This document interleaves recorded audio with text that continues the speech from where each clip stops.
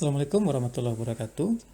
Pada pertemuan hari ini, mata kuliah dasar-dasar ilmu tanah, kita akan mengulas tentang kimia tanah.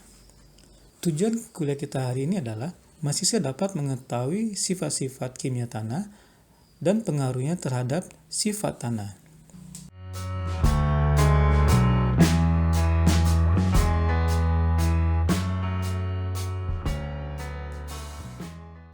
Kapasitas sanggah dan pengertian pH tanah. Sanggahan tanah. Untuk menciptakan pertumbuhan dan produksi optimal dari tanaman, menghendaki pH tertentu. Jarang sekali bisa menemukan pH tanah yang sesuai dengan kebutuhan tanaman. Oleh karena itu, diperlukan suatu tindakan untuk mengubah pH sebelum ditanami sesuai dengan kebutuhan tanaman. Tetapi, pH tanah tidak dapat berubah dengan mudah karena memiliki sanggahan atau buffer yang merupakan suatu sifat umum dari campuran asam basa dengan garamnya.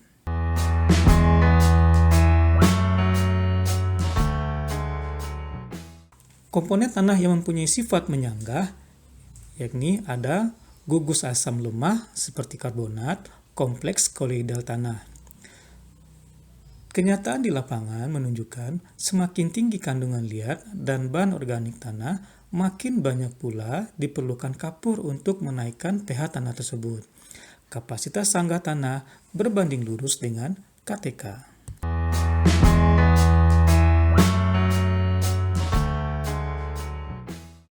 Pengertian pH tanah atau reaksi tanah merupakan sifat yang menunjukkan kemasaman atau alkalinitas tanah, banyaknya konsentrasi ion H+ di dalam tanah.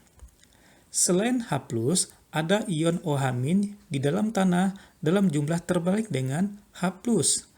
Tanah masam mengandung H+ lebih tinggi dibandingkan OH- dan sebaliknya, seperti pada gambar berikut.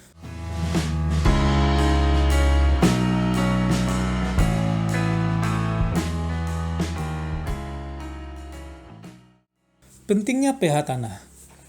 pH tanah berkaitan dengan ketersediaan unsur hara. Adanya unsur beracun, ketersediaan unsur hara mikro mempengaruhi pertumbuhan dan aktivitas organisme. Untuk mengubah pH dapat dilakukan dengan berbagai macam cara. pH tanah dapat dinaikkan dengan pemberian kapur. Untuk tanah alkalis dapat diturunkan pH-nya dengan pemberian sulfur.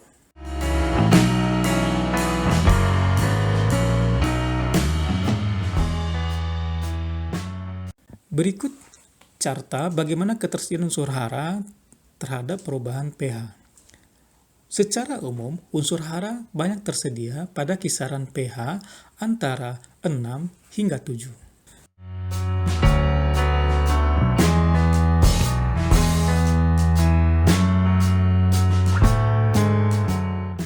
Dasar-dasar jerapan kation. Fenomena jerapan atau absorpsi dan pertukaran ion pertama kali ditemukan oleh Thomas W. tahun 1852. Bau tidak sedap dari pupuk kandang bisa hilang jika dicampur dengan tanah. Kehilangan amonia dari pupuk kandang dapat dikurangi bila dicampur dengan tanah. Timbullah pertanyaan, bahan apa dari tanah tersebut yang dapat menyerap amonia? Bahan aktif dari tanah yang dapat menjerap dan mempertukarkan ion adalah bahan yang berada dalam bentuk koloidal, yaitu liat dan bahan organik. Koloid tanah. Koloid tanah adalah bahan mineral atau bahan organik yang berukuran sangat halus, kecil dari 1 mikron dengan luas permukaan yang sangat tinggi. Di dalam tanah terdapat dua jenis koloid tanah. Yang pertama, koloid liat, koloid anorganik, dan koloid organik dalam bentuk humus. Koloid liat, fraksinya berukuran kecil dari 2 mikron. Liat yang bersifat koloid berukuran kecil dari 1 mikron. Koloid liat tersusun atas liat silikat dan bukan silikat.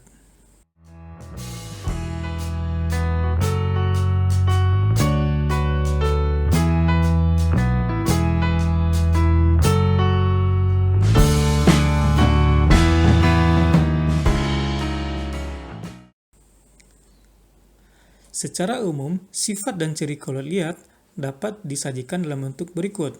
Umumnya berbentuk kristal, kemudian mudah mengalami substitusi isomorfik, bermuatan negatif, sebagian kecil bermuatan positif, dapat menjerap air, menjerap dan mempertukarkan kation, mempunyai permukaan yang luas, merupakan salah satu garam yang bersifat masam.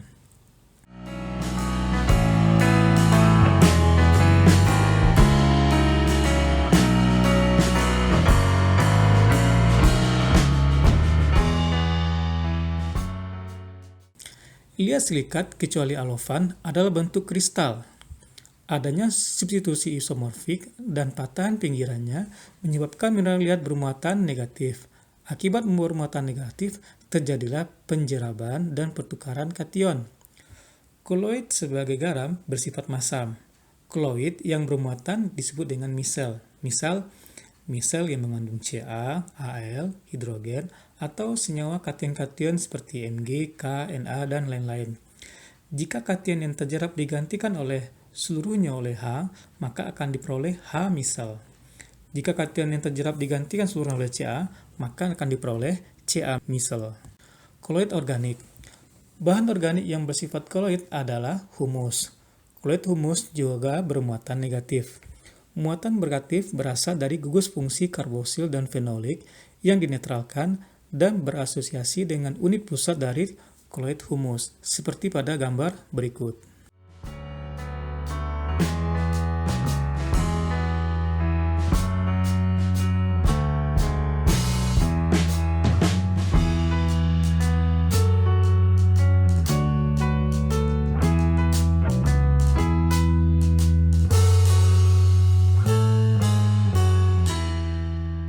Muatan koloid humus tergantung pada pH. Dalam suasana asam, hidrogen terikat kuat dan tidak mudah digantikan oleh kation lain. Dalam keadaan demikian, koloid bermuatan negatif rendah. Sebaliknya, dalam suasana basa, hidrogen dari kelompok hidroksi berionisasi dan disusun oleh hidrogen dari kelompok fenolik. Selanjutnya akan digantikan oleh Ca, Mg, dan kation lain, seperti pada ilustrasi berikut.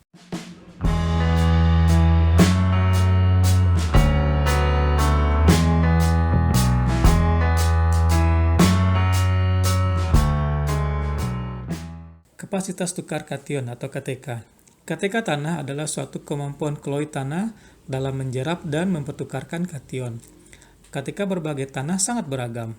Besarnya KTK dipengaruhi oleh sifat dan ciri tanah sebagai berikut. Seperti reaksi tanah atau pH, tekstur tanah atau jumlah liat, jenis mineral liat, bahan organik, pengapuran, dan pemupukan. Prinsip pertukaran kation dapat dilihat pada reaksi berikut.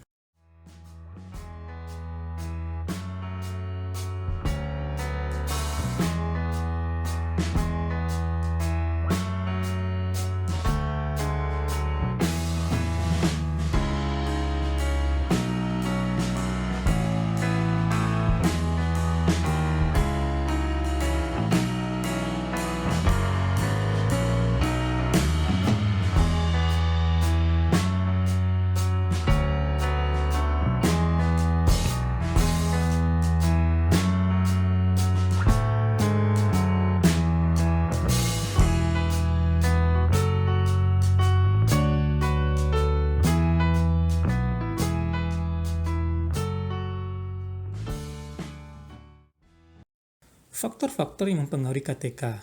Yang pertama, reaksi tanah atau pH.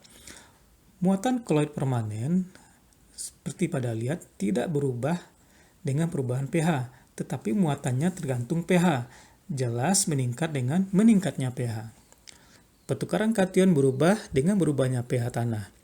Pada tanah pH rendah, hanya muatan permanen liat dan sebagai muatan koloid organik memegang ion yang dapat digantikan melalui pertukaran kation. Dengan demikian, KTK menjadi relatif rendah, karena kebanyakan tempat pertukaran kation, koloid organik, dan beberapa fraksi liat, H dan mungkin hidroksi Al, terikat kuat sehingga sedikit pertukaran. Jenis mineral liat. Jenis koloid mempunyai muatan beragam, maka jenis koloid juga mempunyai KTK yang beragam. dapat dilihat pada tabel berikut.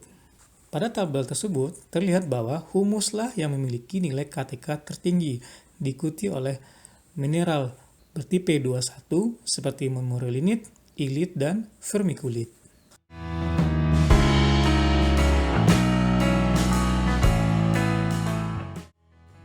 Presentasi kejenuhan basa atau KB. Persen KB dapat dihitung dengan mili ekuivalen kation dibandingkan dengan KTK dikali 100%. Jadi tanah dengan KB 40% artinya 40% kation basa seperti Ca, Mg, K, dan Na.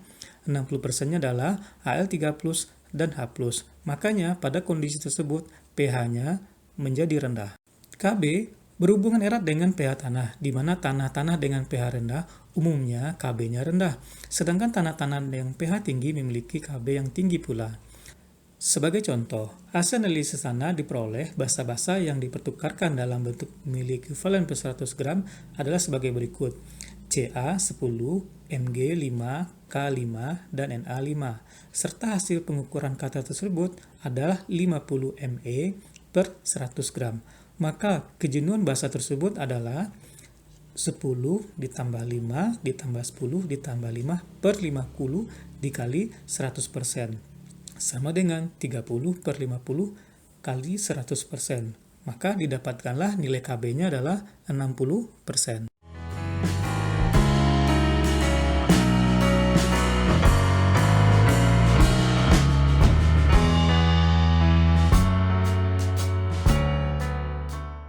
KB selalu dihubungkan sebagai petunjuk mengenai kesuburan tanah, kemudahan tanah dalam melepaskan ion yang dapat diserap tanaman tergantung kepada kejenuhan basa. Tanah dapat digolongkan sangat subur bila memiliki kejenuhan basa besar dari 80%.